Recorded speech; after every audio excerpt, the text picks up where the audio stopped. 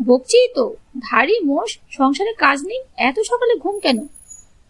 বেশ করব, যত মুখ নয় তত বড় কথা। মলে যা, গাল দিও না দাদা, বলে দিচ্ছি। তোমার খাই না পড়ি, তবে কার খাস পড়িস? ও পোড়ামুখী মার, মা তোমাকে এনে দেয় রোজগার করে, বাঁধুরে কোথাকার। ধুচুনি মাথায় ধোজ ভরে বুড়ো বর যদি তোর না হানি, ইস, মুটি দিয়ে নাক কেটে দেব বুড়ো বরের। হ্যাঁ দাদা, তুমি আমাদের বৌদিকে কবে আনছো? তোমায় আগে পার করি তবে সে কথা। তোমার মতো খান্ডার ননদকে বাড়ি থেকে না তাড়িয়ে দেয়। হা হা, কথার কি ছিরি, খান্ডার ননদ, দেখো তখন বৌদিদির কত কাজ করে দেবে। আমার পালকি কই? পালকি পাইনি, উড়ানো থাকে না তো। সুরো পোটাকে বলে রেখেছি রথের সময় রং করে দেবে। পুতুলের বিয়ে দেবো আষাঢ় মাসে, তার আগে কিনে দিতে হবে পালকি। না যদি দাও তবে যা যা, তামাক সেজে আন, বাজে বকুনি রেখে দে। ময়না তামাক সেজে এনে দিলে। অল্প কয়েক টান দিলেই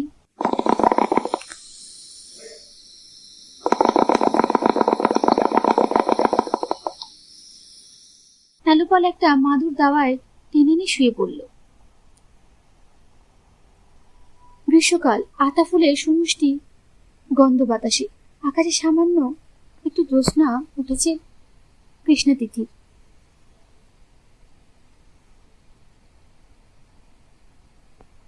নন্দীদের বাগানে শিয়াল ডেকে উঠল। রাত হয়েছে, নিতান্ত কমও নয়। এপাড়া নিশুতি হয়ে এসেছে। ময়না আবার এসে বলল, পা টিপে দেবো? না না, তুই যা, ভারী আমার। দিই না, রাত হয়েছে, শুকে যা। কাল সকালে আমায় ডেকে দিবি, সাত বেড়াতে যাবো জমি দেখতে। ডাকবো, পা টিপতে হবে না তো? না, তুই যা। নালুপাল বাড়ি ফিরবার পথে সন্ন্যাসিনীর আখড়ায় একটা করে আতলা পয়সা দিয়ে যায় প্রতি রাত্রে। দেবদি যে ওর ভক্তি, ব্যবসায় উন্নতি তো হবে ওদেরই দয়ায়। সন্ন্যাসিনী আশ্রম বাউড়ের রাস্তার ধারে প্রাচীন এক বটবৃক্ষ তলায়, নিবিড় সাইবালা বনের আড়ালে। রাস্তা থেকে দেখা যায় না। সন্ন্যাসীর বাড়ি ধোপাকোলা। সে নাকি হঠাৎ স্বপ্ন পেয়েছিল এই গ্রামের এই প্রাচীন বটতলা জঙ্গলে শ্মশানকালীন পীঠস্থান 350 বছর ধরে লুকোনো। তাই সে এখানে এসে জঙ্গল কেটে আশ্রম বসিয়েছিল বছর 7 আগে। এখন তার অনেক শিষ্য সেবক। পুজো আচ্চা ধর্ণা দিতে আসে ভিন্ন গ্রামের কত লোক।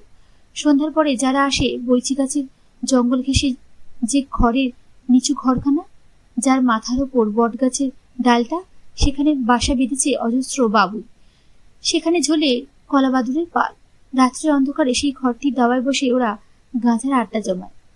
নালুকে বললে, ছিহরি জেলে। কে ডাগা? নালু? হ্যাঁ।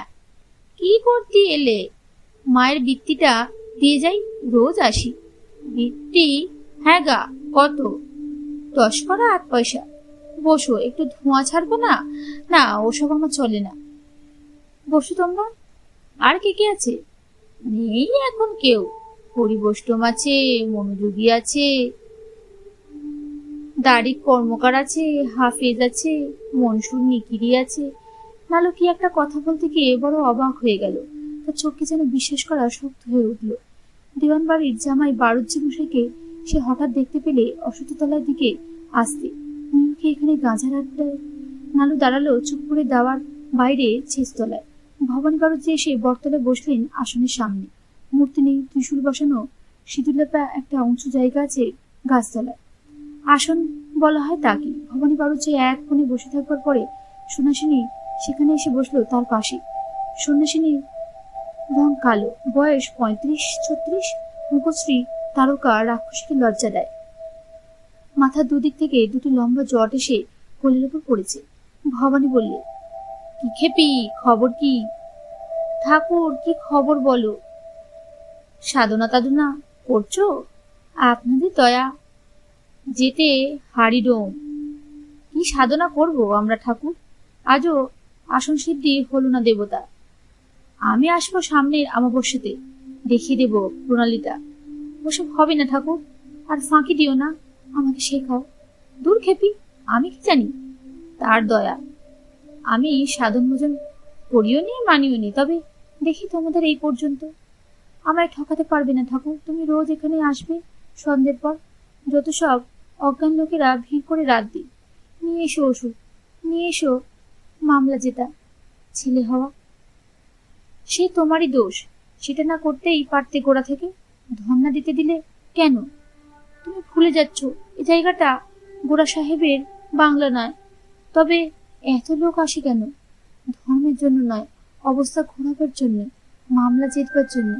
সে তো বুঝি, একটু থেকে দেখবেন না দিনের বেলায় এত রাতে আর কি আছে, চলে গেল সবাই।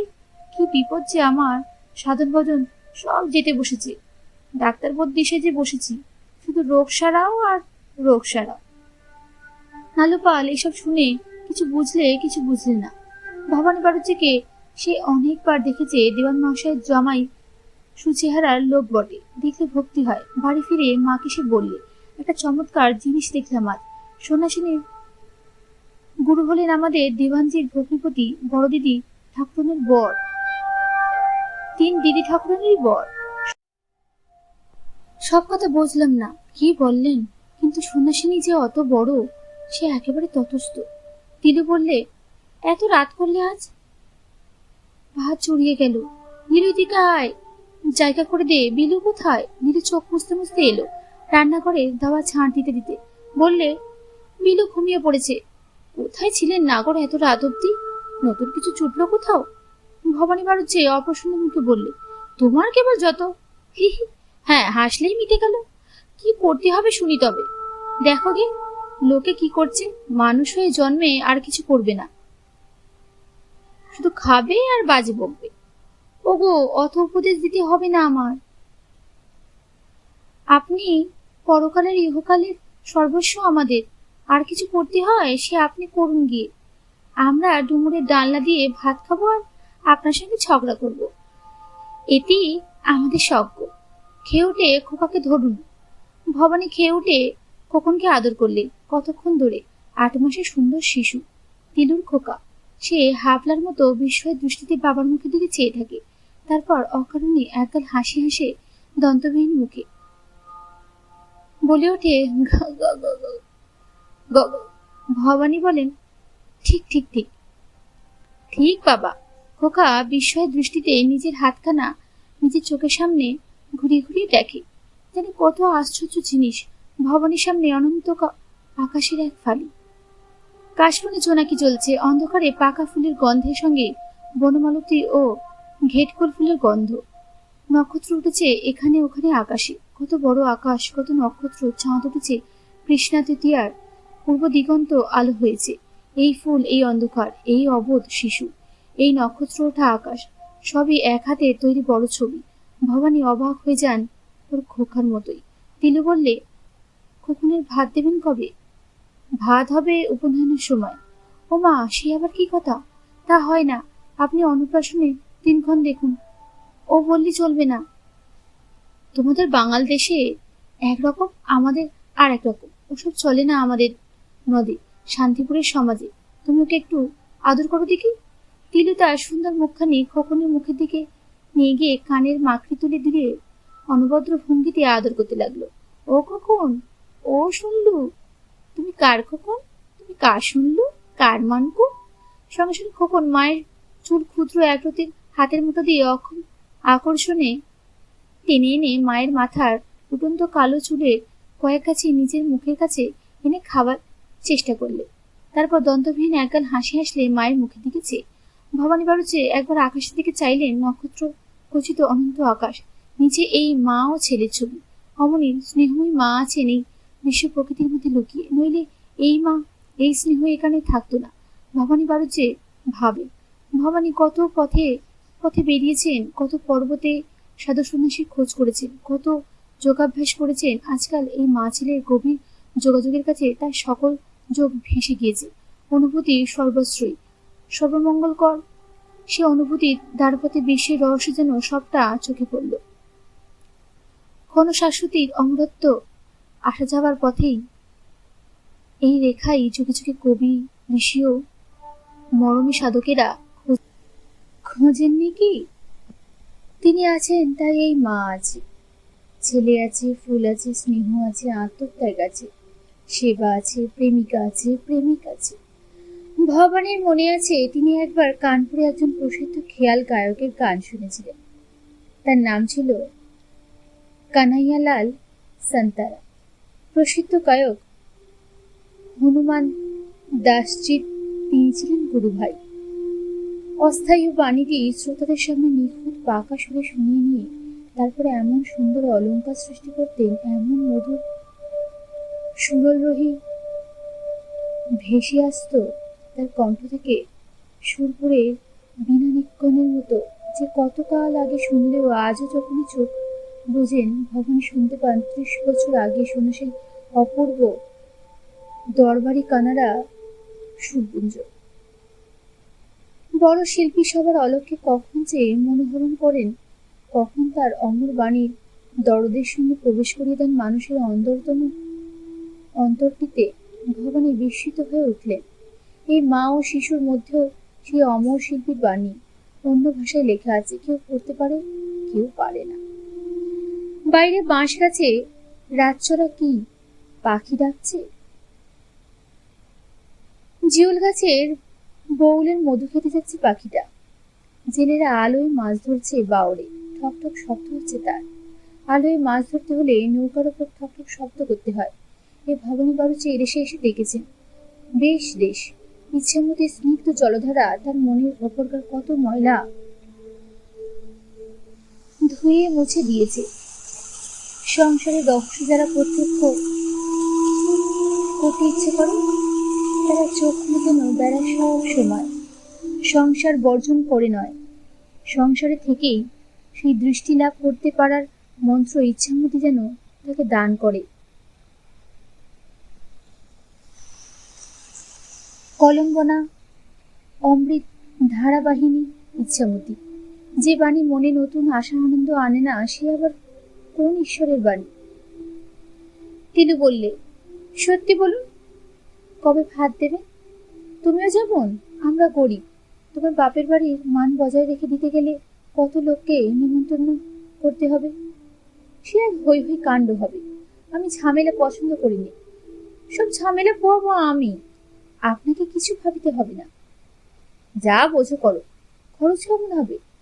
চাল ডাল আনবো বাপের বাড়ি থেকে, 2 টাকার তরকারি 1 গাড়ি হবে, 5খানা গুড় 5 আধ মণ দুধ 1 টাকা, 1 মণ মাছ 12-15 টাকা। আবার কি, কত লোক খাবে? 200 লোক খাবে ওর মধ্যে। আমার হিসেব আছে, দাদার লোকজন খাওয়ানোর বাতিক আছে, বছর যজ্ঞি লেগেই আছে আমাদের বাড়ি। 30 টাকার উপর যাবে না। তুমি তো বলে খালাস, 30 টাকা সোজা টাকা? তোমার কি বড় মানুষের মেয়ে দিব্যি বলে বসলে? দিলেও রাগ ভরে ঘাড় বাঁকিয়ে বললে, আমি শুনবো না, দিতেই হবে খোকার ভাত। নীলু কোথা থেকে এসে বললে, দেবেন না ভাত? তুই বিয়ে করবার শখ হয়েছিল কেন? ভবানী তিরস্কারের সুরে বললে, তুমি কেন এখানে? আমাদের কথা হচ্ছে। নীলু বললে, আমারও বুঝি ছেলে নয়? বেশ, তাই কি?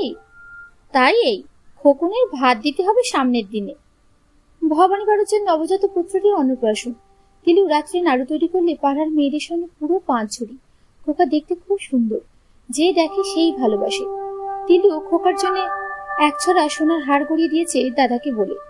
রাজারাম নিজের হাতে সোনার হাড় ছড়া ভাগ্নের গলায় পরিয়ে দিলেন। তিলুদের অবস্থা এমন কিছু নয়, তবুও গ্রামের কাউকে ভবানী বাড়ুচে বাদ দিলেন না। আগের দিন পাড়ার মেয়েরা এসে পর্বত প্রমাণ তরকারি করতে বসলো। সারা রাত জেগে সবাই মাছ কাটলে ও ভাজলে। গ্রামের কুশি ঠাকুরন ওস্তাদ রাঁধুনি শেষ রাতে এসে তিনি রান্না চাপালেন। মুখুজ্জের বিধবা বউ ও 9 ঠাকুরন তাকে সাহায্য করতে লাগলেন। ভাত রান্না হলো কিন্তু বাইরে লম্বা বান কেটে। আর ছিরুরাই এবং হরিনাপিত বাকি মাছ কুটে ঝুড়ি করে বাইরের বান নিয়ে এলো ভাজিয়ে নিতে। ভাত যারা রান্না করছিল তারা হাঁকিয়ে দিয়ে বললে, এখন তাদের সময় নেই, নিজেরা বান কেটে মাছ ভাজুক গিয়ে। এই কথা নিয়ে 2 দলে ঘোর তর্ক ও ঝগড়া। বৃদ্ধ বীরেশ্বর চক্রবর্তী এসে ঝগড়া মিটিয়ে দিলেন শেষে। রাজারামের এক দুঃসম্পর্কে ভাইপো সম্প্রতি কলকাতা থেকে এসেছে। সেখানে সে আমটি কোম্পানির কুঠিতে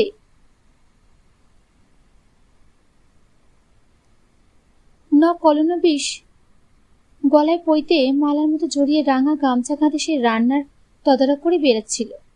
বড় চালের কথাবার্তা বলে, হাত পানিতে গল্প করছিল কলকাতায় এরকম তেল উঠেছে, সাহেবরা জ্বালায়, তাকে মেয়েটে তেল বলে। সাহেবরা জ্বালার বাড়িতে বড় দুর্গন্ধ। রূপচাঁদ মুখুজ্জে বললেন, পিদিম জলে? না, সাহেব বাড়ির বাতিতে চলে, কাঁচ বসানো। সে এখানে কে আনবে, অনেক দাম। হরিদাই বললেন, আমাদের কাছে কলকাতা কলকাতা করু না, কলকাতায় যা আছে তা আগে আসবে আমাদের নীলকুঠিতে। এদের মতো সাহেব কলকাতায় নেই। না নেই।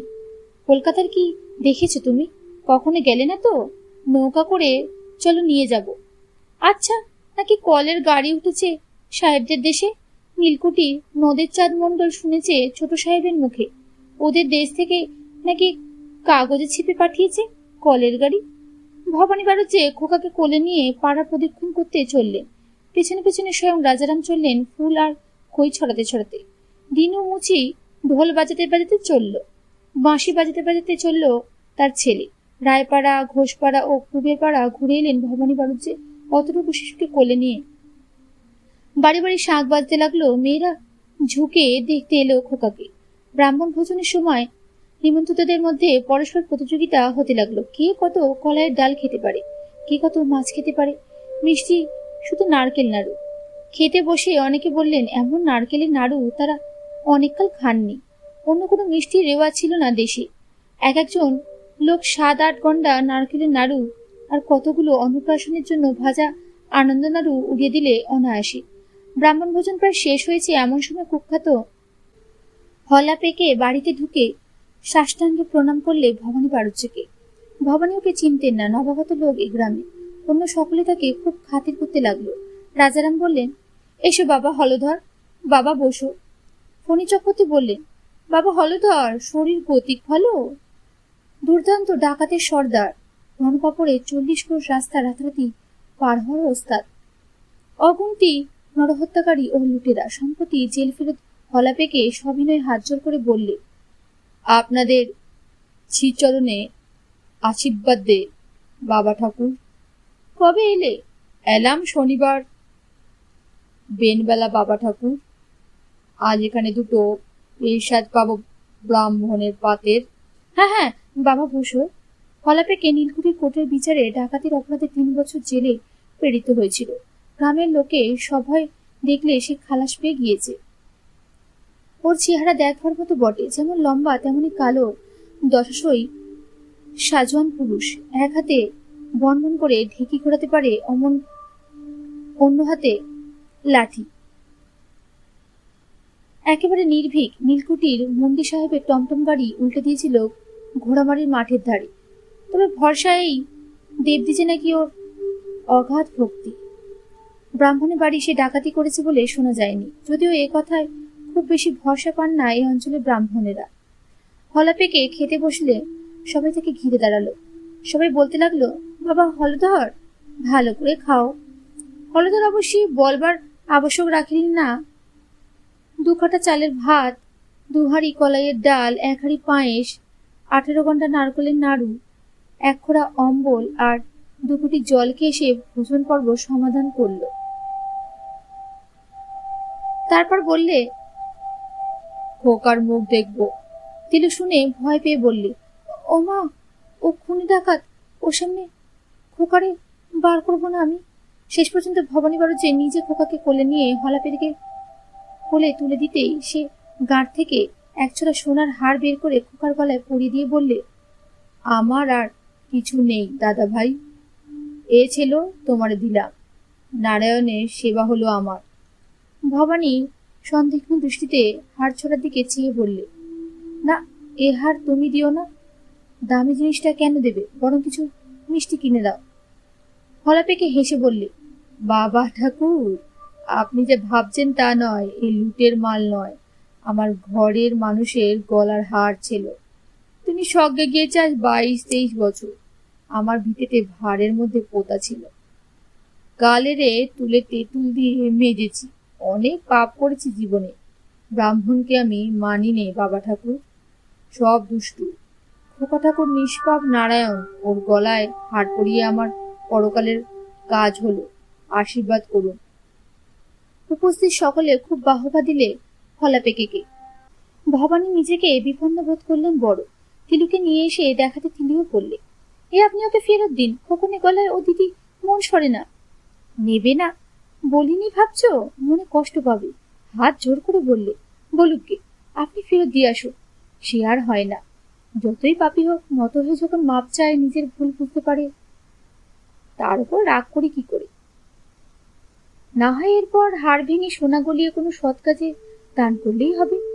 তিলু আর কোনো প্রতিবাদ করলে না, কিন্তু তার মুখ থেকে মনে হলো সে মন খুলে সায় দিচ্ছে না প্রস্তাবে। ফলাপেকে সেই দিনটি থেকে রোজ আসতে আরম্ভ করলে ভবানী বাড়ুজ্যের কাছে।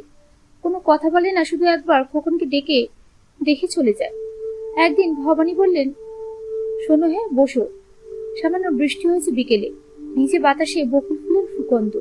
ফলাপেকে এসে বসে নিজের হাতে তামাক সেজে ভবানী বাড়ুজ্যকে দিলে।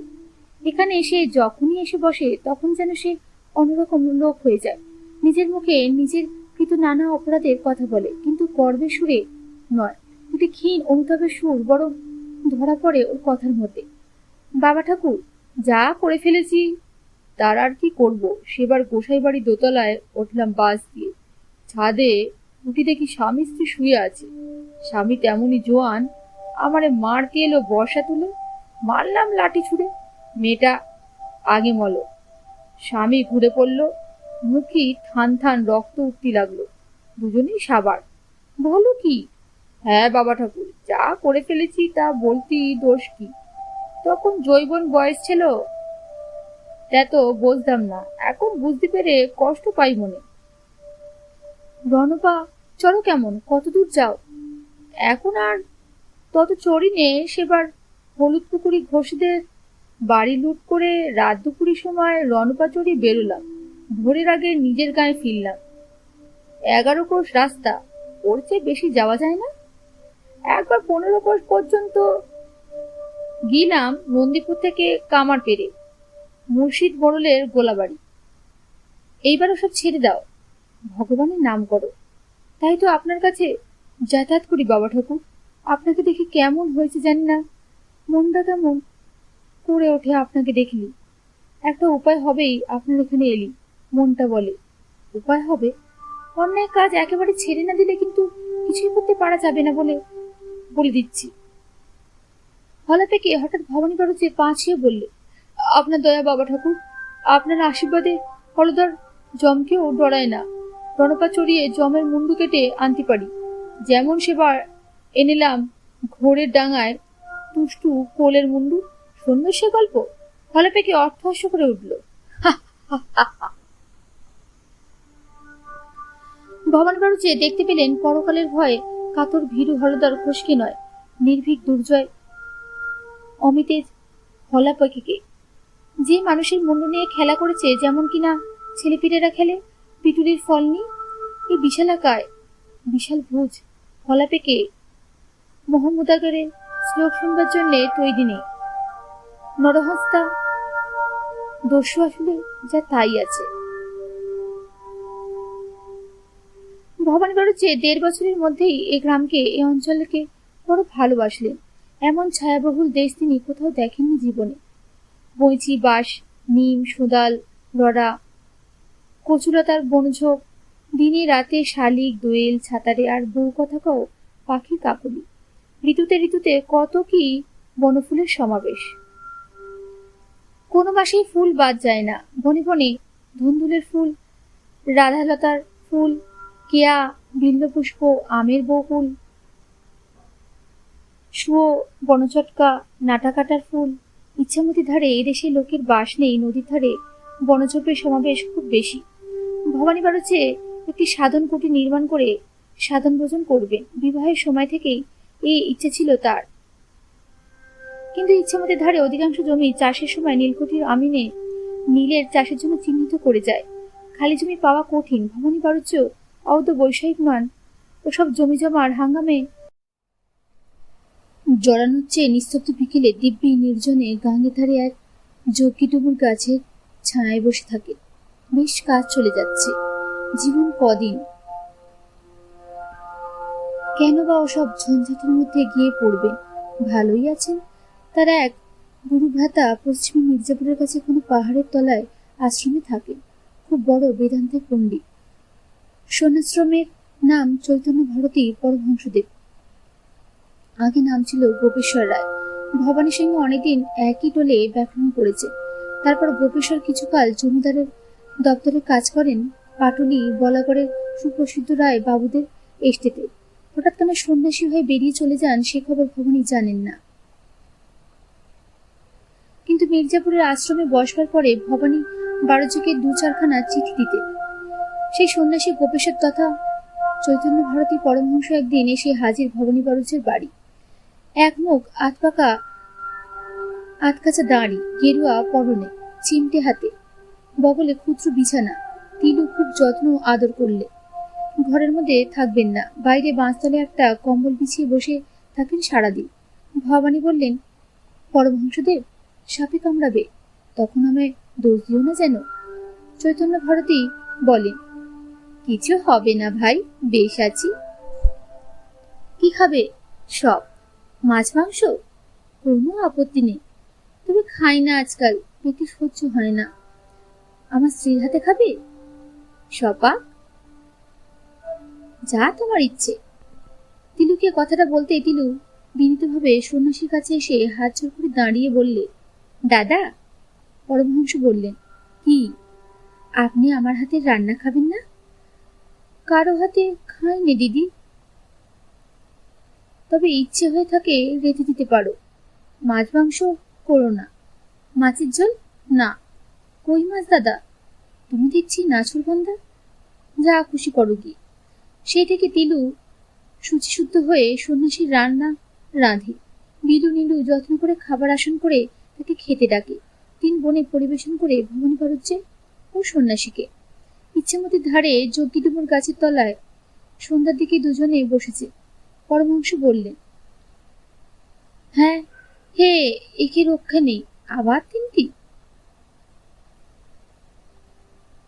কুলিনের মেয়ে স্বামী হয় না জানো তো? সমাজে এদের জন্য আমাদের মন কাঁদে। সাধন ভজন এই জন্মে না হয় আগামী জন্মে হবে।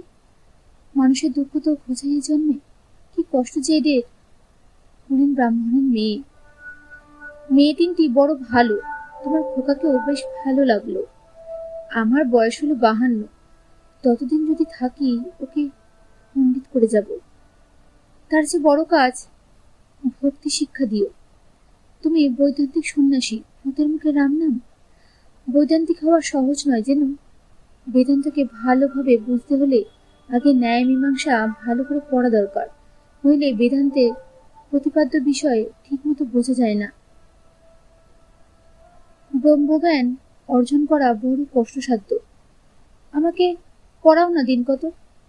দিন কত কি কর্ম নয়, ন্যায় পড়তেই অনেকদিন কেটে যাবে। তুমি ন্যায় পড়ো, আমি এসে বেদান্ত শিক্ষা দেব। তবে সাধনা চাই, শুধু পড়লে হবে না। সংসারে জড়িয়ে পড়েছ, ভোজন করবে কি করে এ জন্মে হলো না। কুছ পরবা নেই, ওই জন্যই ভক্তির পথ ধরেছি। সিংহ সহজ কি হোক, জ্ঞানের চেয়েও কঠিন। জ্ঞান শ্রদ্ধায় দ্বারা লাভ হয়, ভক্তি তা নয়। মনে ভাব আসা চাই। ভক্তির অধিকারী হওয়া সবচেয়ে কঠিন, কোনটাই সহজ নয় রে দাদা। তবে হাত পা গুটিয়ে চুপ করে বসে থাকবো? তেষাং ততত যুক্তানাং ভজতাং প্রীতিপূর্বকম, গীতায় বলেছেন শ্রীকৃষ্ণ। তাতে চিত্ত নিযুক্ত রাখলে তিনি তাকে পাবার বুদ্ধি দান করেন। তোমামি বুদ্ধিজং ততং। তুমি তো আমার উত্তর দিলে। বিয়েটা করে একটু গোলমাল করে ফেলেছ, জড়িয়ে পড়বে। একেবারে 3টি, একই রক্ষা থাকে না। পরীক্ষা করে দেখি না একটা জীবন, তার কৃপায় দৌড়টা তো বোঝা যাবে।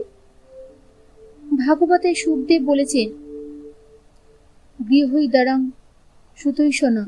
গৃহস্থের মতো ভোগ দ্বারা পুত্র স্ত্রী নিয়ে ঘর করবার বাসনা দূর করবে, তাই করছি। তাহলে এতকাল পরিব্রাজক হয়ে তীর্থ বেড়ালে কেন, যদি গৃহস্থ সাজবার বাসনাই মনে ছিল তোমার? ভেবেছিলাম বাসনা ক্ষয় হয়েছে, পরে দেখলাম রয়েছে। তবে ক্ষয়ই করি। সুখদেবের কথাই বলি, ততৈত্যশনাং। সর্বে যুযুদ্ধির রাস্ত পবনম। সকল বাসনা ত্যাগ করে পরে তপবনে যাবে, কিন্তু বাসনা থাকতে নয়। সংসার করলে ভগবানকে ডাকতে নেই, তাই বা তোমাকে কে বলেছে? ডাকতে নেই কেউ বলেনি, ডাকা যায় না এই কথাই বলেছে। জ্ঞানও হয় না, ভক্তিও হয় না। বেশ দেখব, ভগবান তোমাদের মতো অত কড়া নয়। অন্তত আমি বিশ্বাস করি না যে সংসারে থাকলে ভক্তি লাভ হয় না। সংসার তবে ভগবান সৃষ্টি করলেন কেন? তিনি প্রতারণা করবেন তার অবোধ সন্তানদের, যারা নিতান্ত অসহায়। তিনি পিতা হয়ে তাদের সামনে ইচ্ছে করে মায়া ফাঁদ পেতেছেন তাদের জালে জড়াবার জন্যে? এর উত্তর দাও। এশা বৃত্তির নাম তমগুণস্য। তমগুণের শক্তিই আবরণ। বস্তু যথার্থভাবে প্রতিভাত না হয়ে অন্য প্রকারে প্রতিভাত হয়। এই জন্যই তমগুণের নাম বৃত্তি। ভগবানকে দোষ দিও না। ওভাবে ভগবানকে ভাবছ কেন? বেদান্ত পড়লে বুঝতে পারবে, ওভাবে ভগবান নেই, তিনি কিছুই করেননি। তোমার দৃষ্টির দোষ। মায়ার একটি শক্তির নাম বিক্ষেপ। এই বিক্ষেপ তোমাকে মোহিত করে রেখে ভগবানকে দেখতে দিচ্ছে না। তার শরণাগত হয়ে দেখাই যাক না, তার কৃপায় দুটা দেখবো বলেছি তো। মায়া শক্তি যত বড়ই হোক, তাদের চেয়ে তার শক্তি বড়। মায়া শক্তি কি ভগবান ছাড়া? তার সংসারে সবই তার জিনিস। তিনি ছাড়া আবার মায়া এলো কোথা থেকে? গোজামিল হয়ে যাচ্ছে যে। গোজামিল হয়নি, আমার কথা তুমি বুঝতেই পারলে না। শ্বেতা শতস্বর শ্রুতিতে বলেছে, অজামিকাং, অজ্ঞান কারো সৃষ্টি নয়। যিনি সমষ্টিরূপে ঈশ্বর, তিনি বেষ্টিতে কার্যরূপে জীব। অদ্বৈত বেদান্ত বলে, সমষ্টিতে বর্তমান যে চৈতন্য, তাই হলো কার্য, অর্থাৎ ঈশ্বর কর্তা, জীব কার্য। কিন্তু স্বরূপে উভয়ই এক, কেবল উপাধিতে ভিন্ন। তুমি তোমার ঈশ্বর, আবার ঈশ্বরকে। একবার একরকম বললে, গীতা শ্লোক উঠালে, আবার এখন অদ্বৈত বেদান্তের সিদ্ধান্ত নিয়ে এসে ফেললে। গীতা শ্লোক ওঠানো তো কি অন্যায় করলাম? গীতা হলো ভক্তি শাস্ত্র, অদ্বৈত বেদান্ত জ্ঞানের শাস্ত্র। দুই মিলিও না। ও কথাই বলো না, বড় কষ্ট হলো এ কথা তোমার মুখে শুনে। বেদান্তে ব্রহ্মই একমাত্র প্রতিপাদ্য বিষয়। অন্য সব দর্শনে ঈশ্বরকে স্বীকারই করেনি। একমাত্র বেদান্তেই ব্রহ্মকে খাড়া করে বসেছে। সেই বেদান্ত নিরীশ্বরবাদী। নিরীশ্বরবাদী বলিনি, ভক্তিশাস্ত্র নয় বলেছি। তুমি কিছুই জানো না। তোমাকে এবার আমি চিৎসুকিয়ার খণ্ডন খাদ্য পড়াবো। তুমি বুঝবে কি অসাধারণ শ্রদ্ধার সঙ্গে তারা ব্রহ্মকে সন্ধান করেছে। তবে বড় শক্ত দুর্বগাহ গ্রন্থ। তর্কশাস্ত্র ভালো করে না পড়লে বোঝাই যাবে না। দেখবে বেদান্তের মধ্যে অন্য কোনো কুতর্কের বা বিকৃত ভাবের ফাঁক বুঝিয়ে দিয়েছে কিভাবে। আর তুমি কি না বলে বসলে? আমি কিছুই বলে বসিনি। তুমি আর আমি অনেক তফাৎ। তুমি মহাজ্ঞানী, আমি তুচ্ছ গৃহস্থ। তুমি যা বলবে তার উপর আমার কথা কি? আমার বক্তব্য অন্য সময় বলবো। বলো, তুমি অনুরাগী শ্রোতা এবং বক্তা। তোমাকে শুনিয়ে এবং বলে সুখ আছে। তোমার সঙ্গে দুটো ভালো কথা আলোচনা করেও আনন্দ হলো। এই গ্রাম একেবারে অন্ধকারে ডুবে আছে। শুধু আছে নীলকুঠিয়ার সাহেব আর জমি আর জমা আর ধান আর বিষয়। এই নিয়ে আমার শালকটি তার মধ্যে প্রধান। তিনি নীলকুঠির দেওয়ার, সাহেব তার ইষ্টদেব, তেমনি অত্যাচারী। তবে গোবরে পদ্মফুল আমার বড় স্ত্রী। ভালো, খুব অতিরিক্ত ভালো। বাকি দুটি ভালো, তবে এখনো ছেলে মানুষই যায়নি। আদুরে বোন কিনা দেবাঞ্জির। এদিকে সৎ ভবানী বাড়ুচি আর পরমহংস সন্ন্যাসীকে দিন কত প্রায় নদীর ধারে বসে থাকতে দেখা গেল। ঠিক হলো যে সন্ন্যাসী বিলু নীলুকে দীক্ষা দেবে। তিলু রাত্রে স্বামীকে বললে, আপনি গুরু করেছেন কেন? দীক্ষা নেবেন না? কি বুদ্ধি যে তোমার, আহামরি! এই সন্ন্যাসী ঠাকুর আমার গুরুভাই হলো কি করে যদি আমার দীক্ষা না হয়ে থাকে? ও ঠিক ঠিক, আমিও দীক্ষা নেব না। কেন কেন? তিলু কিছু বললে না, মুচকি হেসে চুপ করে রইল। প্রদীপের আলোর সামনে নিজের হাতের বাউটি ঘুরিয়ে ঘুরিয়ে নিজেই দেখতে লাগলো। একটা ছোট ধুনুচিতে ধুনো গুঁড়ো করে দিতে লাগলো ছড়িয়ে। এটি ভবানীর বিশেষ খেয়াল। কোনো শৌখিনতা নেই যে স্বামী, কোনো আকিঞ্চন নেই, কোনো আবদার নেই। স্বামীর এই অতি তুচ্ছ খেয়ালটুকুর প্রতি তিলুর বড় স্নেহ। রোজ শোবার সময় অতি যত্নে ধুম গুঁড়ো করে সে ধুনুচিতে দেবে এবং বারবার স্বামীকে জিজ্ঞেস করবে, গন্ধ পাচ্ছেন? কেমন গন্ধ? ভালো না? তিলুকে হঠাৎ চলে যেতে উদ্যত দেখে ভবানী বললে, চলে যাচ্ছ যে, খোকা কই? তিলু হেসে বললে, আহা, আজ তো নীলুর দিন, বুধবার আছে, মনে নেই? খোকা নীলুর কাছে, নীলু আনবে। না, আজ তুমি থাকো, তোমার সঙ্গে কথা আছে। বাড়ি তা কখনো হয়? নীলু কত শখের সঙ্গে ঢাকাই শাড়িখানা পরে খোকাকে কোলে করে বসে আছে। তুমি থাকলে ভালো হতো তিলু। আচ্ছা বেশ, খোকনকে নিয়ে আসতে বলো। একটু পরে নীলু ঘরে ঢুকলো খোকনকে কোলে নিয়ে। ওর কোলে ঘুমন্ত খোকন, খোকনের গলায় হলা পেকের উপহার দেওয়া সেই হাড় ছড়াটা। অতি সুন্দর খোকন। ভবানী বাড়ুচে এমন খোকা কখনো দেখেননি। এত সুন্দর ছেলে এবং এত চমৎকার তার হাব ভাব। এক এক সময় আবার ভাবেন অন্য সবাই তাদের সন্তানদের সম্বন্ধে ঠিক এই কথাই বলবে নাকি? এমনকি কুৎসিত সন্তানদের বাপ মা। তবে এর মধ্যে অসত্য কথাই আছে। নীলু খোকাকে সন্তর্পণে শুয়ে দিলে ভবানী চেয়ে চেয়ে দেখলে কি সুন্দরভাবে ওর বড় বড় চোখ দুটি বুঝিয়ে ঘুমিয়ে মিটিয়ে আছে খোকন। তিনি আস্তে আস্তে সেই অবস্থায় তাকে উঠিয়ে বসিয়ে দিতেই খোকা নিমিলিত চোখেই বুদ্ধদেবের মতো শান্ত হয়ে রইল। কেবল তার ঘাড়টি পিছনের দিকে হেলে পড়তে দেখে ভবানী পিছন থেকে একটা হাত দিয়ে ওর ঘাড় ধরে রাখলি। নীলু তাড়াতাড়ি এসে বললে, ও কি, ওর ঘাড়ে ভেঙে যাবে যে? কি আক্কেল আপনার! ভবানীর ভারী আমোদ লাগলো। কেমন সুন্দর চুপটি করে চোখ বুঝে একবারও না কেঁদে কৃষ্ণনগরের কারিগরের পুতুলের মতো বসে রইল। নীলুকে বললে, দেখো দেখো কেমন দেখাচ্ছে, নীলুকে ডাকো, তোমার দিদিকে ডাকো। নীলু বললে, আহারে মরে যাই, কেমন করে চোখ বুঝে ঘুমিয়ে আছে, কেন ওকে অমন কষ্ট দিচ্ছি, ছি ছি, শুয়ে দিন। নীলু এসে বললে, কি দেখো কেমন দেখাচ্ছে খোকনকে। আহা বেশ, মুখে কান্না নেই, কথা নেই। কথা থাকবে কি, ঘুমে অচৈতন্য যে। ওকে কিছু বুঝতে পারছে? ওকে বসানো হয়েছে, কি করা হয়েছে? নীলু বললে, এবার শুয়ে দিন। আহা মরে যাই, সোনামণি আমার, শুয়ে দিন, ওর লাগছে। দিদি কিছু বলবে না আপনার সামনে? খোকাকে শুয়ে দিয়ে হঠাৎ ভবানী মনে হলো, ঠিক হয়েছে, শিশুর সৌন্দর্য বুঝবার পক্ষে তার বাপ মাকে বাদ দিলে চলবে কেন? শিশু এবং তার বাপ মা একই স্বর্ণসূত্রে গাঁথা মালা। এরা পরস্পরকে বুঝবে, পরস্পর পরস্পরকে ভালো বলবে। সৃষ্টির বিধানেই নিজেকে বাদ দিলে চলবে না, এও বেদান্ত সেই অমর বাণী। দশমস্র মসি, তুমি দশ, নিজেকে বাদ দিয়ে ভুললে চলবে কেন? তার পরদিন সকালে এলো হলাপেকে, তার সঙ্গে এলো হলাপেকে অনুচর দুর্ধর্ষ ডাকাত অঘরমুচি। অঘরমুচিকে তিলুরা তিন বোনে দেখে খুব খুশি। অঘরদের কোলে করে মানুষ করেছে ছেলেবেলায়। তিলু বললে, এসো অগর দাদা, জেল থেকে কবে এলে? অঘর বললে, কাল এলাম দিদিমণিরা, তোমাদের দেখতে এলাম, আর বলি সন্ন্যাসী ঠাকুরকে দেখে একটা পেন নাম করে আসি, গঙ্গা চানের ফল হবে। কোথায় তিনি? তিনি বাড়ি থাকেন কারো, ওই পাঁচতলায় ধুনি জ্বালিয়ে বসে আছেন দেখো কি। অঘর দাদা বসো, কাঁঠাল খাবা? তোমরা দুজনেই বসো, খোকনকে দেখবো দিদিমণি। আগে সন্ন্যাসী ঠাকুরকে দণ্ডবাদ করে আসি। বাস্তলের আসনে চৈতন্য ভারতী চুপ করে বসেছিলে, ধুনি জ্বালানো ছিল না।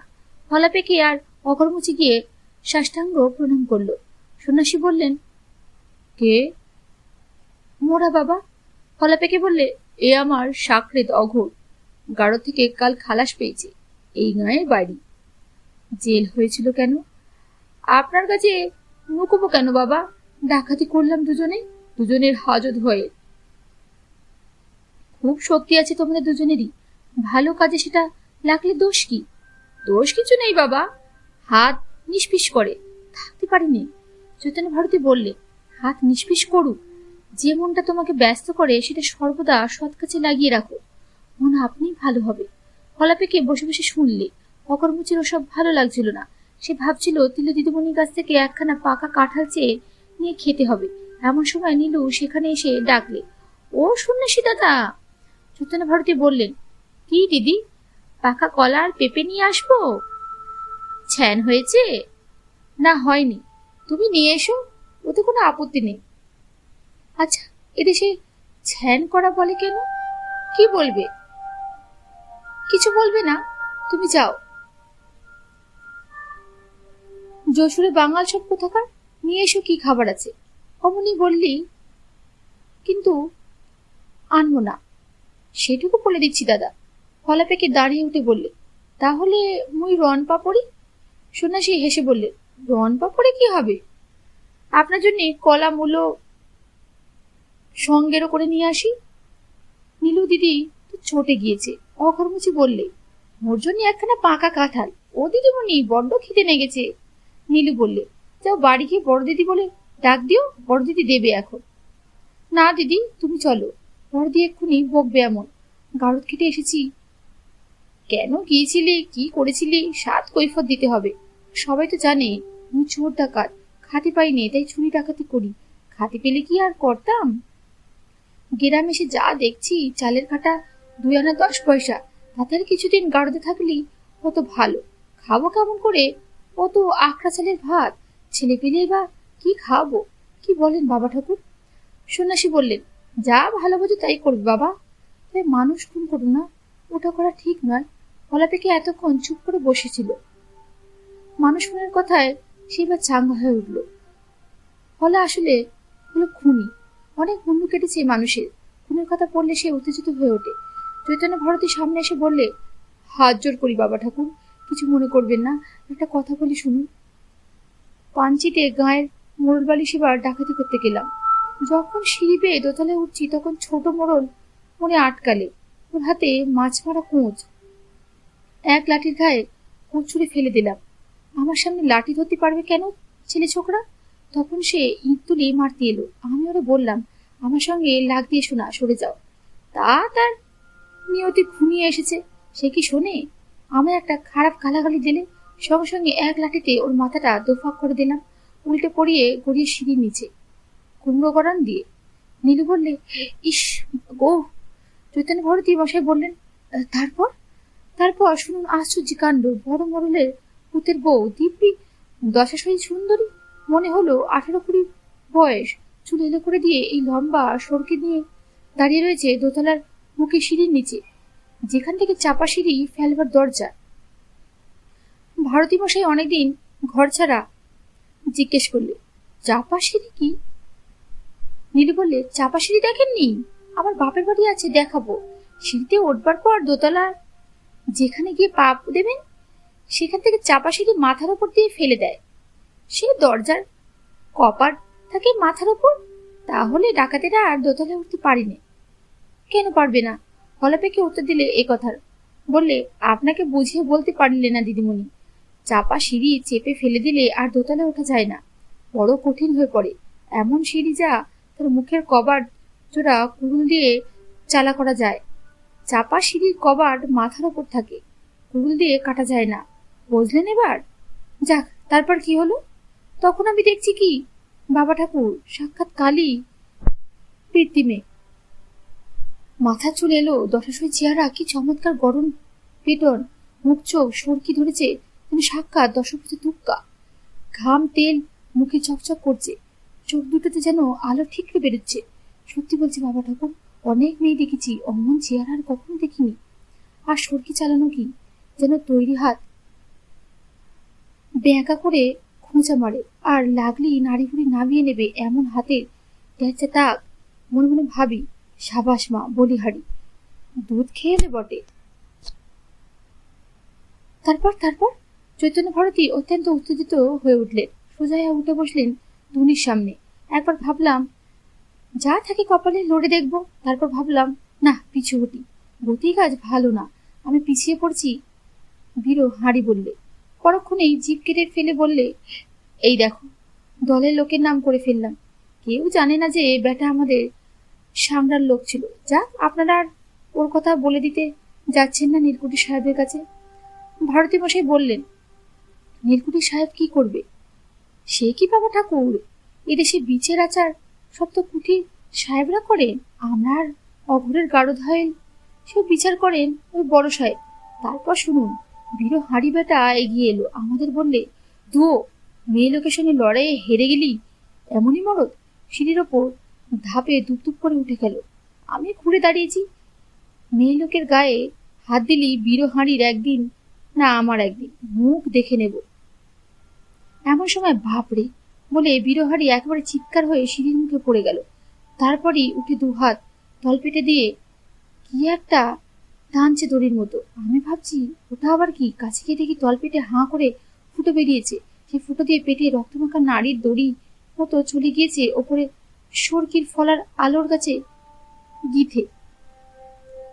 সরকি যত টান দিচ্ছে বৌমা, ওর পেটের নাড়ি ততই হরহর করে বেরিয়ে চলেছে ওপর বাগে। আর বেশিক্ষণ না, ঝোঁক পাল্টাতে আমি গিয়ে ওরে পাঁচাকলা করে তুলে বাইরে নিয়ে এসে বসলাম। একটু জল পাইনি যে ওর মৃত্যুকালে মুখে দিই, কারণ আমি তো বুঝছি ওর হয়ে এলো। ভারতী মশাই বললেন, সেই সরকিতে কাঁথা নাড়ি তো, লাঠির এক ঝটকায় নাড়ি ছিঁড়ে দিয়েছি। নইলে আনছে কোথা থেকে? তা বড্ড শক্ত জান, হাড়ির বোধ মরে না, শুধু গোঙায় আর বোধ হয় জল করে।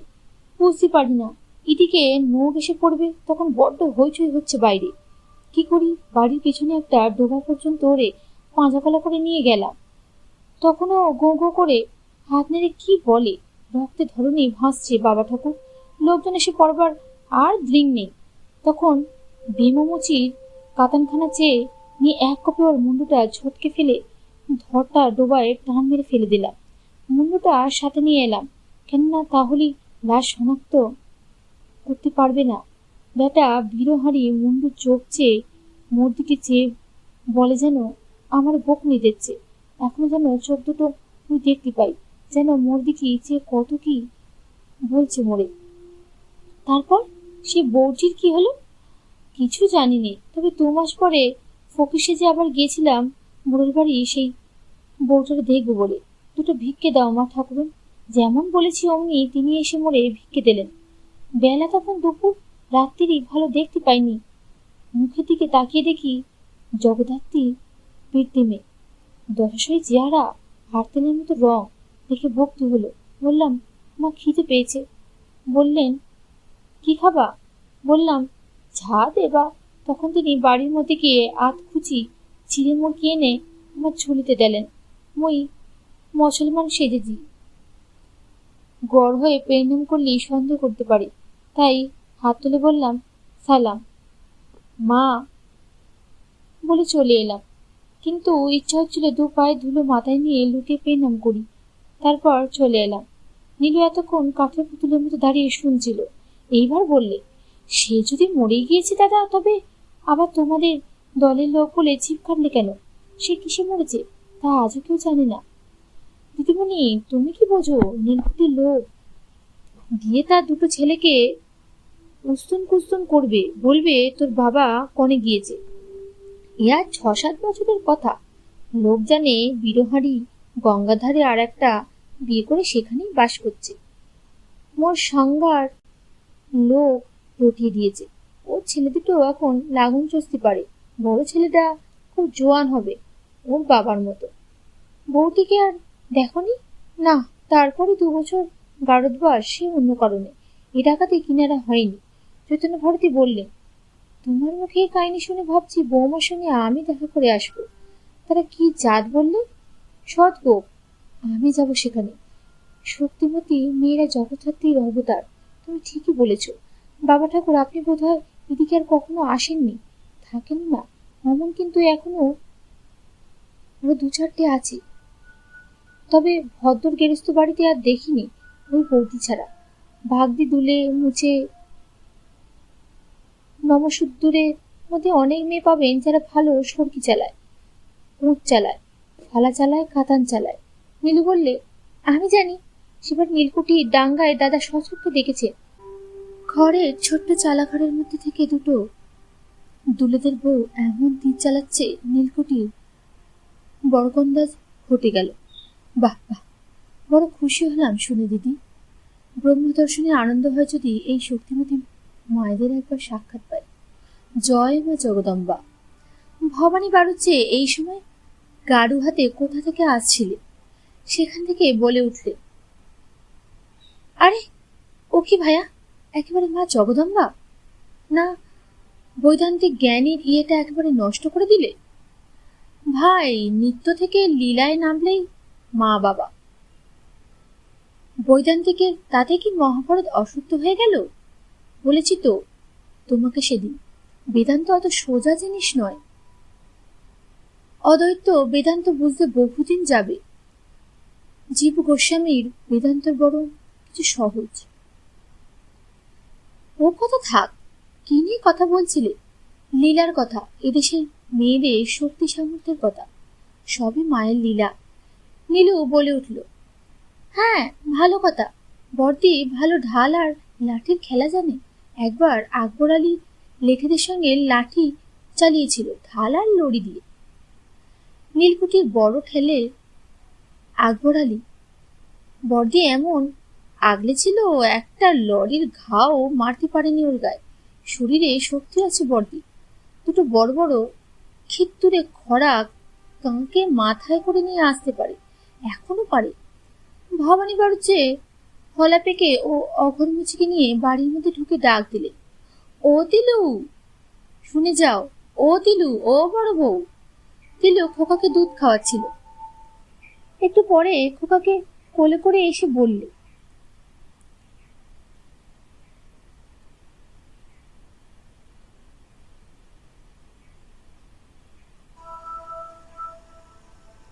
বাপরে, এসব ডাকাতের দল কেন আমার বাড়িতে? হলা পেকে উত্তর দিলে, বর্দি পেটে জ্বালায় এইছি, খেতে দাও নইলে লুট হবে। তিলু হেসে বললে, আমি লাঠি ধরতে জানি। সে তো জানি, বার করি ঢাল লড়ি। কিসের লড়ি? ময়না কাঠের। অঘরমুচি বললে, সত্যি বর্দি, হাত বজায় আছে তো? খেলবি নাকি একদিন? মনে আছে সেই রথতলার আখড়াতে? তখন আমার বয়স কত, 17-18 হবে। উফ, সে যে অনেক দিনের কথা হয়ে গেল। তখন রথতলার আড়াতে মোদের বড্ড খেলা হতো, মনে আছে খুব। বসো, আমি আসছি। একটু পরে দুটি বড় কাঁঠাল দুহাতে বোঁটা ঝুলে নিয়ে এসে তিলু ওদের সামনে রাখলে। বললে, খাও ভাই এসব, দেখি কেমন জোয়ান। হলা পেকে বললে, কোন গাছের কাঁঠাল দিদি? মালসি। খাজা না রসা? রস খাজা। এখন আষাঢ়ের জল পেলে কাঁঠাল আর রসা থাকে? খাও দুজনে। মিনিট 10-12 মধ্যে অঘরমুচি তার কাঁঠালটা শেষ করলে। হলা পেকে দিকে তাকিয়ে বললে, কি ওস্তাদ, এখনো বাকি যে? কাল রাত্রি খাসি মাংস খেলাম সের 2-1, তাতে করে ভালো খিদে নেই। তিলু বললে, সে হবে না দাদা, ফেলতে পারবে না, খেতে হবে সবটা। অঘর দাদা আর একখানা দেব বার করে, ও গাছের আর কিন্তু নেই। খয়ের খাগির কাঁঠাল আছে খানচারে, একটু বেশি খাজা হবে, দেখ ছোট দেখে একখানা। হলা পেকে বললে, খেয়ে নে অঘুরা, এমন একখানা কাঁঠালের দাম হাটে 1 আনার কম নয়। এমন অসময় তুই একখানা শেষ করে আর পারবো না, বয়স তো হয়েছে তোর চেয়ে। দাও দিদিমণি, একটু গুড় জল দাও। তিলু বললে, তাহলে শাকরাদের কাছে হেরে গেল দাদা। গুড় জল এমনি খাবে কেন? দুটো ঝুনো নারকেল দি, ভেঙে দুজনে খাও গুড় ছিঁড়ে। তবে বেশি গুড় দিতে পারবো না, এবার সংসারে গুড় বাড়ন্ত। 10 খানা কেনা ছিল, 2 খানাতে ঠেকেছে। উনি বেজায় গুড় খান। দিনটা বেশ আনন্দে কাটলো। হলা পেকে এবং অঘরমুচি চলে যাওয়ার সময় চৈতন্য ভারতী মহাশয়কে আর একবার সাষ্টাঙ্গে প্রণাম করে চলে গেল। ভবানী বাড়ুচি তিলুকে নিয়ে রোজ নদীতে নাইতে যান সন্ধ্যেবেলা, আজও গেলেন। ইচ্ছামতির নির্জন স্থানে নিবিড় নলঘাগড়া ছোপের মধ্যে দিয়ে মুক্ত খোঁজা জেলেরা, কারণ ইচ্ছামতিতে বেশি দামি মুক্তাও পাওয়া যেত।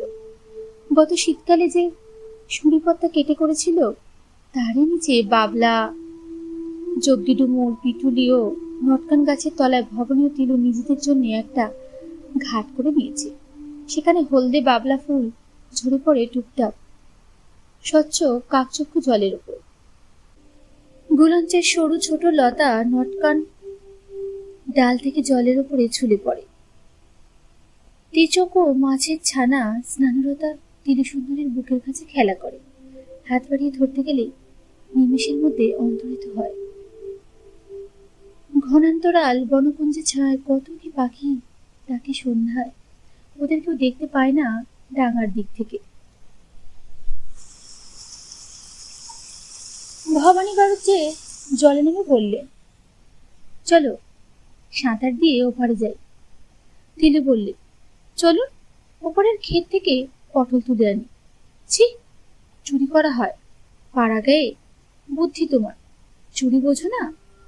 যা বলে, আমরা কত তুলে আনতাম। দেবে সাঁতার? চলুন। গোঘাটের দিকে যাবেন? মাঠের বড় অশ্বত্থতলার দিকে? তিলু অদ্ভুত সুন্দরভাবে সাঁতার দেয়। সুন্দর রিজু তনু দেহটি জলের তলায় নিঃশব্দে চলে, পাশে পাশে ভবানী বাড়িতে চলে। হঠাৎ এক জায়গায় গহীন কালো জলে ভবানী বাড়ুচি বলে ওঠেন, ও তিলু, তিলু। তিলু এগিয়ে চলেছিল, থেমে স্বামীর কাছে ফিরে এসে বললে, কি কি? ভবানী দুই হাত তুলে অসহায়ের মতো খাবি খেয়ে বললে, তুমি পালাও তিলু, আমি কুমিয়ে ধরেছি, তুমি পালাও, পালাও, খোকাকে দেখো। তিলু হতভম্ব হয়ে বললে, কি হয়েছে বলুন না, কি হয়েছে? সে কি গো? জল খেতে খেতে ভবানী দু হাত তুলে ডুবতে ডুবতে বললেন, খোকা, খোকা, খোকা দেখো, খোকাকে দেখো। তিলু শিউরে উঠলো জলের মধ্যে। বর্ষা সন্ধ্যার কালো নদী জল এক্ষুনি কি তার প্রথমে রক্তে রাঙা হয়ে উঠবে? এরই মধ্যে শেষ হয়ে গেল জীবনের সবকিছু স্বাদ আহ্লাদ। চোখে নিমেষে তিলু জলে ডুব দিলে কিছু না ভেবে স্বামীর পা কুমিরের মুখ থেকে ছাড়িয়ে নেবে কিংবা নিজেই কুমিরের মুখে যাবে। ডুবতে স্বচ্ছ জলের মধ্যে সে দেখতে পেলে প্রকাণ্ড এক শিমুল গাছের গুড়ি জলের তলায় আর ভাবে পড়ে এবং তারই ডালপালায় কাঁটায় স্বামীর কাপড় মুখখানা জড়িয়ে আটকে গিয়েছে। হাতের এক এক ঝটকায় কাপড়খানা ছিঁড়ে ফেললেন খানিকটা, আবার জলের উপর ভেসে স্বামীকে বললে, ভয় নেই, ছাড়িয়ে দিচ্ছি, শিমুল কাঁটায় বেঁধেছে। আবার দম নিয়ে আরো খানিকটা কাপড় ছিঁড়ে ফেললে। জলের মধ্যে খুব ভালো দেখাও যায় না, সন্ধ্যার অন্ধকার নেমে আসছে জলের তলায়, কি করে কাপড় বেঁধেছে ভালো বোঝাও যায় না। আবারও ডুব দিলে আবারও ভেসে উঠল। ৩-৪ বার ডুব দেওয়ার পর স্বামীকে মুক্ত করে অবসন্নপ্রায় স্বামীকে শক্ত হাতে ধরে ভাসিয়ে ডাঙার দিকে অল্প জলে নিয়ে গেল। ভবানী বাড়ুচে হাঁপ নিয়ে বলে, বাবা। ও তিলুর কাপড় খুলে গিয়েছিল, চুলের রাশ এলিয়ে গিয়েছিল, দু হাতে সেগুলি এঁটে সেটে নিলে, চুল জড়িয়ে নিলে সেও বেশ হাঁপাচ্ছিল, কিন্তু তার সতর্ক দৃষ্টি স্বামীর দিকে। আহা, বয়স হয়ে গেছে, তবু কি সুন্দর চেহারা, আজ কি হতো আর একটু হলে।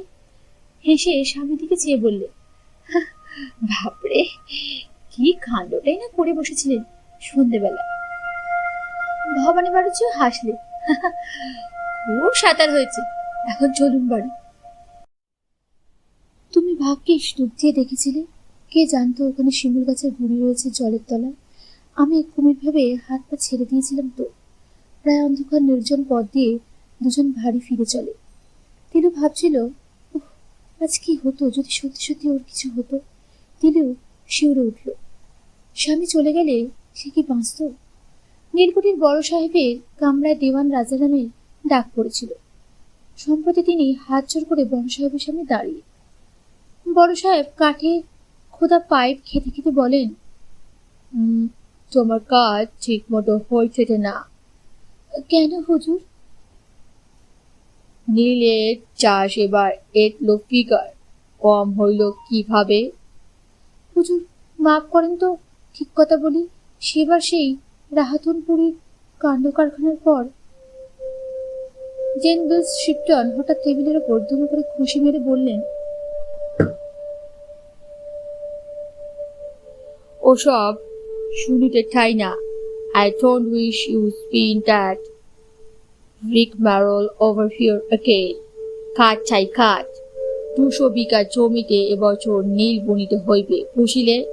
বাজে কথা শুনিতে ঠাই না। হুজুর, মিস্টার ডঙ্কিনসন বদলি হইয়া গেল, নতুন ম্যাজিস্ট্রেট আসিল, এ আমাদের দলে আছে। নীলের দাদন এবছর পিছলি আরম্ভ করিতে হইবে। ফিগর চাই, দাদনের খাতা রোজ আমাকে দেখাইবে। হুজুর, শ্রীরাম মুচি এই সময় সাহেবের কফি নিয়ে ঘরে ঢুকল। তাকে দেখে রাজারাম বললে, হুজুর, এই লোককে জিজ্ঞেস করুন, এদের চরপাড়া গ্রামের মুচিপাড়ার লোক কিছুতেই নীল বুড়িতে দেবে না। আপনি জিজ্ঞেস করুন ওকে। সাহেব শ্রীরাম মুচিকে বললে, কি কথা আছে? শ্রীরাম বড় সাহেবের পিয়ারের খানসামা। বড় সাহেবকেও সে ততটা সম্পূর্ণ ভয়ের চোখে দেখে না, অন্য লোকের কথা বলে বাহুল্য। সে বললে, কথা সবই ঠিক। কি ঠিক? গলু আর বংশদল পেকিয়েছে হুজুর, নীলের ডাক মারতে দেবে না। জেন মিসেস শিপটন রেগে উঠে দেওয়ানের দিকে চেয়ে বললেন, you are no milk shop. Muchipara জমি সব ডাক লাগাও তোদে আজই। আমি খোড়া করিয়া ঠেকিতে চাইব।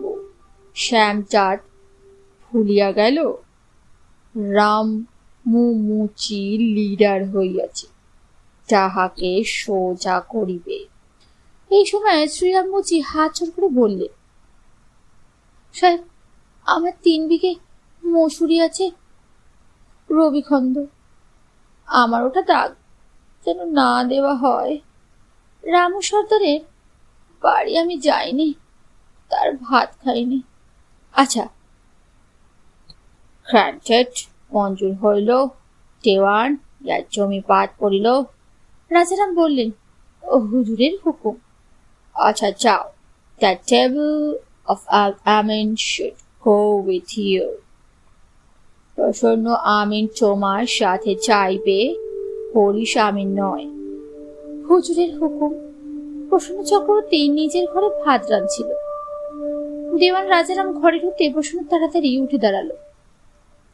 তবু ভালো, কিছুক্ষণ আগে তার এই ঘরেই নবুগাজীদের দল এসেছিল। নীলের দাগ কিছু কম করে যাতে এবছর তাদের গায়ে দেওয়া হয়, সেই জন্য অনুরোধ জানাতে। শুধু হাতেও তারা আসেনি, আর একটু বেশিক্ষণ থাকলে ধরা পড়ে যেতে হয়তো। ঘুঘু রাজারামের চোখ আড়াতো না কিছুই। রাজারাম বললেন, কি ভাত হচ্ছে? আসুন আজ্ঞে। হ্যাঁ, শিগগির চলো চক্রবর্তী, মুচিদের আজ সেচ করে আসতে হবে। বড় সাহেব রেগে আগুন, আমরা ডেকে পাঠিয়েছিল। একটা কথা বলবো, রাগ করবে না? কি দাগ শেষ? সে কি?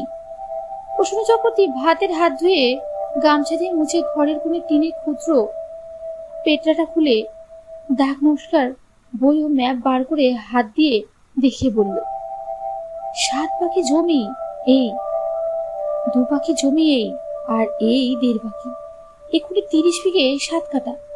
রাজারাম প্রশংসমান দৃষ্টিতে ওর দিকে চেয়ে বললে, বাহ, কবে করলে? রবিবার রাত দুপুরের পর। সঙ্গে কে ছিল? করিম লেঠেল আর আমি। 3 ম্যান ছিল সয়ারাম বসত। রিপোর্ট করনি কেন? আগে জানিতে হয় এইসব কথা, তাহলেই বড় সাহেবের কাছে আমাকে মুখ খেতে হতো না। যাও, কিছু মনে করবেন না দেওয়ানজি। কেন বলিনি শুনুন, ভরসা পাইনি। ঠিক বলছি, রাহাতনপুরে সেই ব্যাপারের পর আর কিছু। সে ভয় নেই, ম্যাজিস্ট্রেট বদলে গিয়েছে, বড় সাহেব নিজে বললে আমাকে। কিন্তু সেদিন সকালেই চরপাড়ার গোলমাল বাঁধল। পাইক এসে খবর দিলে চরপাড়ার প্রজারা দাগ উপড়ে ফেলেছে। রাজারাম রায় বড় সাহেবকে কথাটা জানালেন না। তার 2 সম্পর্কের সেই ভাইপো রামকান্ত রায়, যে কলকাতার আমুটি কোম্পানির হৌসে নকল বেশি করে এবং যে অদ্ভুত কলের গাড়ি ও জাহাজের কথা বলেছিল, সে নীলকুঠিতে এসেছিল দেওয়ানের সঙ্গে দেখা করতে। প্রসন্ন চক্রবর্তী আমিন যে কাজে একা করে এসেছে, তাতে দেওয়ান রাজারাম নিজেও কিছু ভাগ বসাতে চান। রিপোর্ট সেইভাবেই লিখেছিলেন। প্রসন্ন চক্রবর্তীকে অবশ্যই হাওয়া করে দিচ্ছিলেন একেবারে। রাজারাম তখনই ঘোড়া ছুটিয়ে বেরোলেন চরপাড়ার দিকে। সেখানে এক বটতলায় বসে একে একে সমস্ত মুচিদের ডাকলে।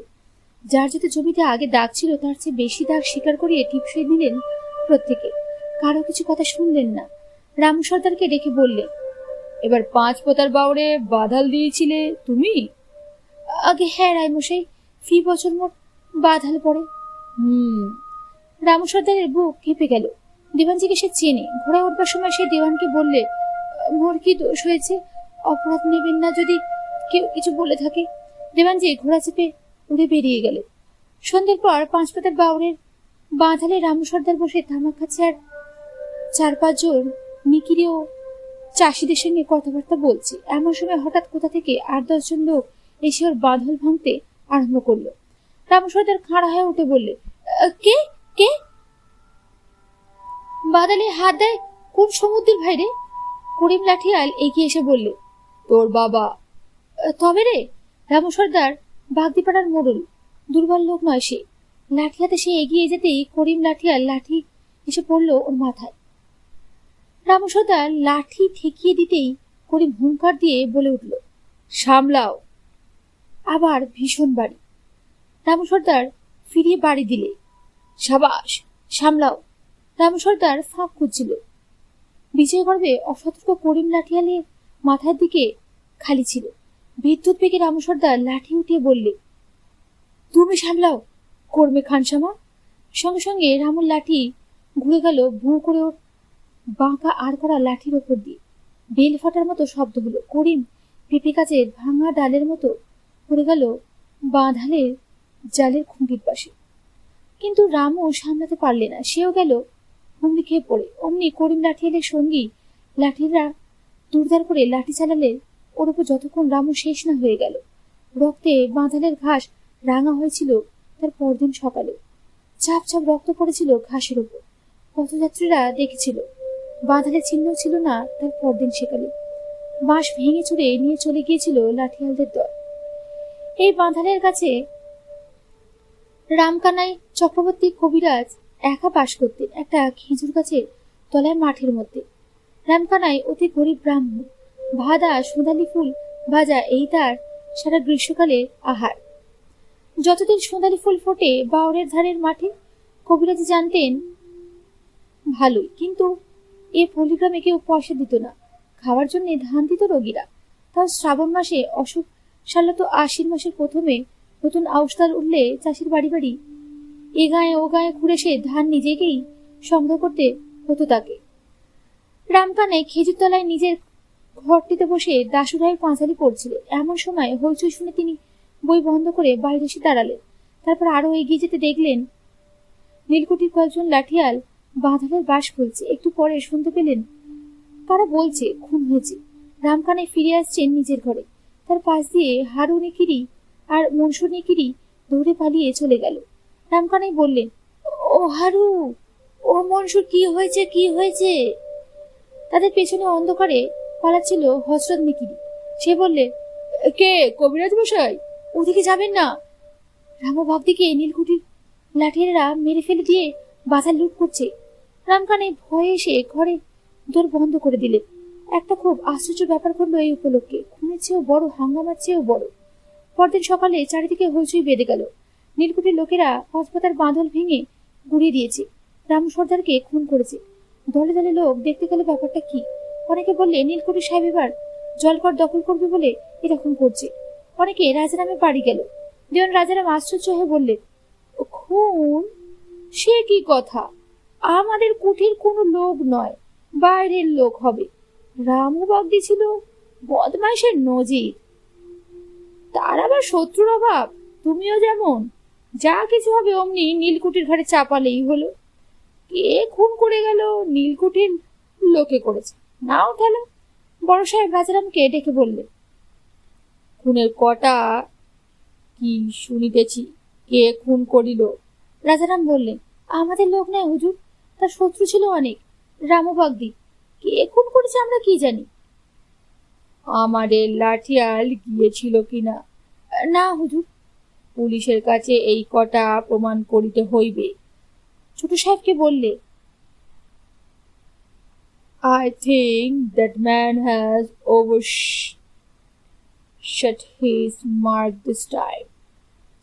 I don't appreciate this murder business, you see, to match of a trouble when I am the inquiring magistrate. I order only the fish burnt to be swept away, sir. I know. Get ready for the trouble this time. Police তদন্তের পূর্বে রামকানাই কবিরাজের ডাক পড়ল রাজারামের বাড়ি। রাজারাম তাকে বলে দিলেন এই কথা তাকে বলতে হবে। মনোপাড়ার লোকেদের রামকে খুন করতে তিনি দেখেছে। রামকানাই চক্রবর্তী বললেন, একেবারে মিথ্যে কথা কি করে বলি রায়মশাই? বলতে হবে, বেশি ফ্যাচ ফ্যাচ করবেন না, যা বলা হচ্ছে তাই করবেন। আগে এই তো বড় বিপদে ফেললেন রায়মশাই, আপনাকে পান খেতে দেব কুটি থেকে। রাম রাম, ও কথা বলবেন না, পয়সা নিয়ে ও কাজ করব না। তদন্তের সময় রামকানের ডাক পড়ল। দারোগা নীলকুঠির অনেক নুন খেয়েছে, সে অনেক চেষ্টা করলে রামকানের সাক্ষ্য ওলটপালট করে দিতে। রামকানের এক কথা, নীলকুঠির লাঠিয়ালে তিনি বাঁধা থেকে পালাতে দেখেছে। রাম সর্দারের মৃতদেহ তিনি দেখেছেন, তবে কে তাকে মেরেছে তা তিনি দেখেননি। দারোগা বললে, বুনোপাড়ার সঙ্গে ওর বিবাদ ছিল জানেন? না দারোগা মশাই, বুনোপাড়ার কোনো লোককে সেখানে দেখেছিলেন? না। ভালো করে মনে করুন। না দারোগা মশাই। যাওয়ার সময় দারোগা রাজারাম রায়কে ডেকে বলে গেল, দেবানজি, কবিরাজ বুড়ো বড় তেঁদোর, ওকে হাত করার চেষ্টা করতে হবে। ডাবের জল খাওয়ান বেশি করে। রামকানাইকে নীলকুঠিতে ডেকে নিয়ে যাওয়া হলো পাইক দিয়ে। প্রসন্ন চক্রবর্তী আমিন বললে, কবিরাজ মশাই, বড় সাহেব রায় বাহাদুর বলেছে আপনাকে খুশি করে দেবে। শুধু কি চান বলুন, বড় সন্তুষ্ট হয়েছেন আপনার ওপর। আমি আবার কি চাইব, গরিব বামুন। আমিন মশাই, যা দেন তিনি। তবু বলুন কি আপনার, মানে ধরুন টাকা করি কি ধান? ধান দিলে খুব ভালো হয়, তাই আমি বলছি দেওয়ানজির কাছে। রামকানাই চক্রবর্তীকে তারপর নিয়ে যাওয়া হলো ছোট সাহেবের খাস কামরায়। রামকানাই গরিব ব্যক্তি, সাহেব শুভর আবহাওয়ায় কখনো আসেননি। কাঁপতে কাঁপতে ঘরে ঢুকলেন। ছোট সাহেব পাইপ মুখে বসেছিল। কড়া শুনে বললে, এদিকে এসো। আগে সাহেব মশাই নমস্কার হই। তুমি কি করো? আগে কবিরাজি করি। বেশ, কুঠিতে কবিরাজি করবে? আগে কার কবিরাজি সাহেব মশাই? আমাদের। সে আপনাদের অভিরুচি, যা বলবেন তাই করবো বই কি। তাই করবা? আগে কেন করব না? মাসে তোমায় 10 টাকা করে দেওয়া হবে, তাহলে? রামকানাই চক্রবর্তী নিজের কানকে বিশ্বাস করতে পারলেন না। 10 টাকা? মাসে 10 টাকা হয়তো দেওয়ান মাসের মতো বড় মানুষের রোজগার। আজ হঠাৎ এত প্রসন্ন হলেন কেন এরা? রামকানাই কবিরাজ বললে, 10 টাকা সাহেব মশাই? হ্যাঁ, তাই দেওয়া হবে। রাজারামকে ডেকে ধূর্ত ছোট সাহেব বলে দিলে, এই লোকের সঙ্গে একটা চুক্তি করে লেখাপড়া হোক। 10 টাকা মাসে কবিরাজের জন্য কুঠির ক্যাশ থেকে দেওয়া হবে। 10 টাকা দিয়ে দাও 1 মাসের আগাম। বেশ হুজুর। পরদিন রামকানের আবার ডাক পড়ল নীলকুঠিতে। তার আগের দিন বিকেলে টাকা নিয়ে চলে এসেছেন মৃষ্টমণি। আজ সকালে আবার কিসের ডাক? দেওয়ান রাজারামের সেরেস্তায় গিয়ে হাজিরা দিতে হলো রামকানাইকে। দেওয়ান বললেন, তাহলে তো আপনি এখন আমাদের লোক হয়ে গেলেন। রামকানাই বিনীতভাবে জানালে, সে তাঁদের কৃপা। না না, ওসব নয়, আপনি ভালো কবিরাজ, আমাদেরও দরকার। 10 টাকা পেয়েছেন? আগে হ্যাঁ। একটা কথা, সব তো হলো, নীলকুঠির নুন তো খেলেন, এবার যে তার গুণ গাইতে হবে। আগে মহানুভব মহাশয়েব, ছোট সাহেব আর দেবাঞ্জির গুণ সর্বদাই গাইব। গরিব ব্রাহ্মণ, যা উপকার আপনারা করলেন, ও কথা থাক। সেই খুনের মোকদ্দমে আপনাকে আমাদের পক্ষে সাক্ষী দিতে হবে। এই উপকারটা আপনি করুন আমাদের। রামকানাই আকাশ থেকে পড়লে, সে কি? সে তো মিটে গিয়েছে।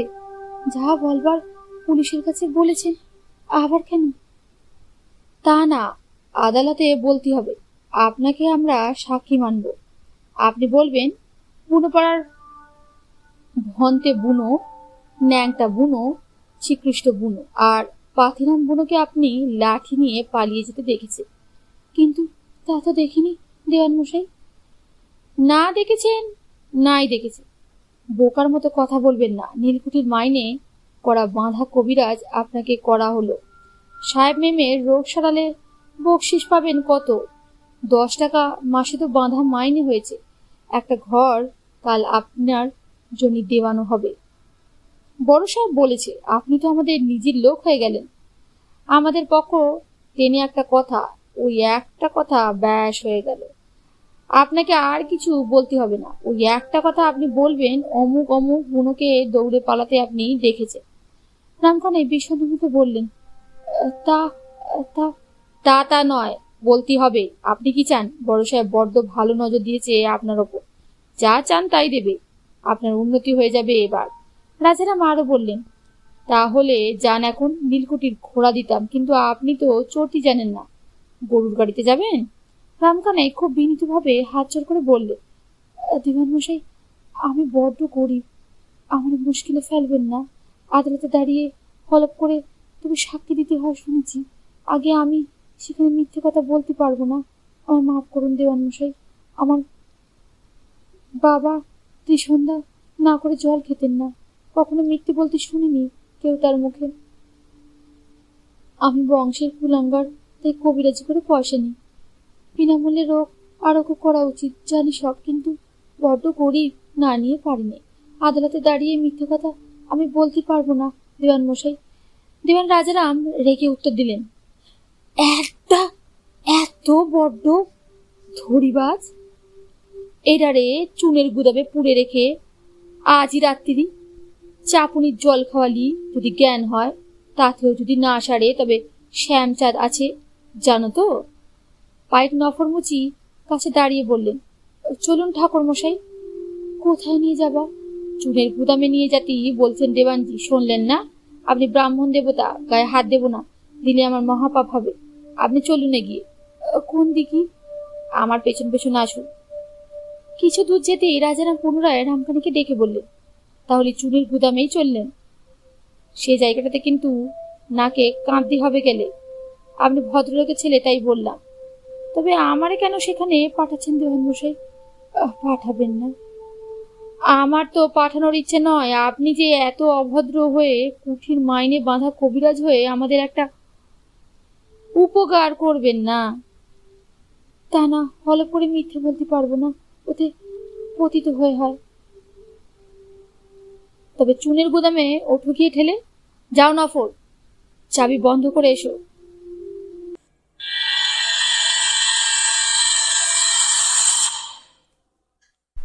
বন্ধুরা, আজ এইটুকুই থাক।